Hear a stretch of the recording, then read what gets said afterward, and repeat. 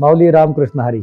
अनेक समाजांनी pre wedding शूटवरती बंदी आणली आणि कुठेतरी एक नवीन संधी आपल्या फोटोग्राफर्सला सुद्धा दिली. काय संधी असू शकते तर सारिका आणि दर्शन हे कपल आमच्याकडे वेडिंग आणि प्री वेडिंग शूटसाठी आलं आणि त्यांना वारीमध्ये जाऊन प्री वेडिंग शूट करण्याची इच्छा होती. कुठेतरी विठ्ठल आणि रुक्मिणीचं दर्शन यातून घडणार होतं आणि आम्हाला वाटलं की नक्कीच आपली कलाकृती सादर करण्याचं हे एक सुंदर माध्यम आहे आणि वारीमध्ये जाऊन शूट करण्याचं अनेक दिवसांचं प्लॅनिंग होतं, परंतु काहीतरी थीम असावी, काहीतरी स्टोरी असावी म्हणून आम्ही थांबलो होतो आणि या संधीचं सोनं करायचं आम्ही ठरवल्यानंतर आम्ही तयारीला लागलो, अभ्यास सुरू केला. अनेक फुटेज पाहिलं गेलं की वारीमध्ये आपण कुठे जाऊन शूट करायला पाहिजे की जेथे आपण वारीला डिस्टर्ब न करता शूट केलं पाहिजे. कारण बऱ्याचदा आपल्या फोटोग्राफी व्हिडिओग्राफीच्या माध्यमातून जर काही गोष्टी डिस्टर्ब होणार असतील तर नक्कीच त्याही मान्य नाहीयेत.